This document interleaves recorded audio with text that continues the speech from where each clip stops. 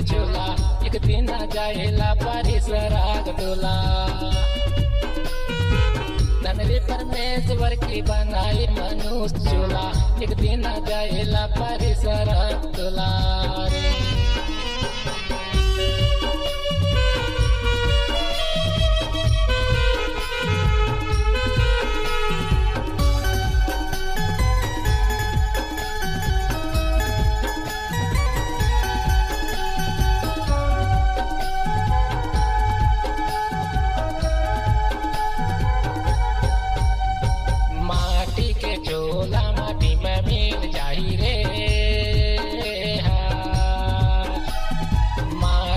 झोला माटी में मिल जाही रे लोटा कटिया ऊपर लेके मरकर सुता ही टोला एक दिन जाएला परिसराग टोला रे। धनरे परमेश्वर की बनाई मनुष्य चोला एक दिन जाएला परिसराग टोला रे।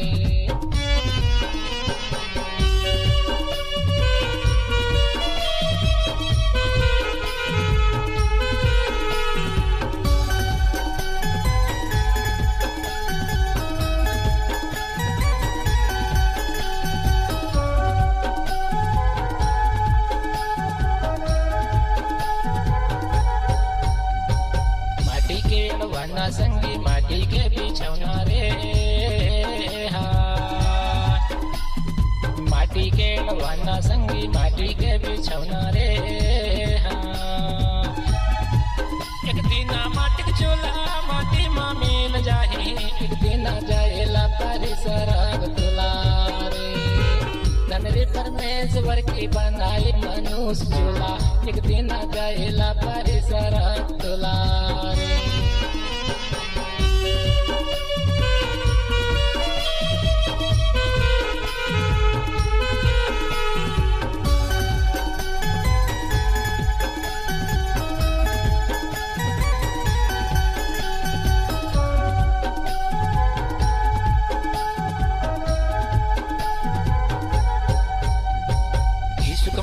बदले बंदे अमर रही तो नाम रे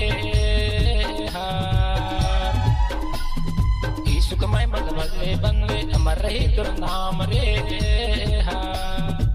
संपत्ति न की नरा मैं देव काम तोला एक दिन जाएला परिसराग टोला रे। धनरे परमेश्वर की बनाई मनुष्य चोला एक दिन जाएला परिसराग टोला रे।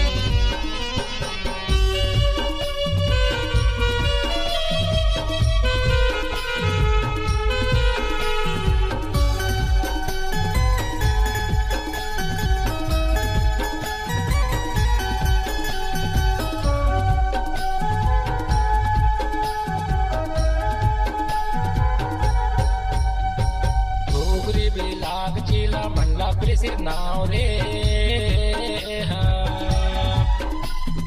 गोगरे बेलाग मंडला जिला प्रसिद्ध नाव रे राजा राम के करके गोड़े कान प्रभु एक दिन जाएला परिसराग टोला रे। धनरे परमेश्वर की बनाई मनुष्य चोला एक दिन जाएला परिसराग टोला रे। यतन की जय कर बेगुमान रे माटी के झोला एक दिन जाएला परिसराग टोला। धनरे परमेश्वर की बनाई मनुष्य चोला एक दिन जाएला परिसराग टोला रे।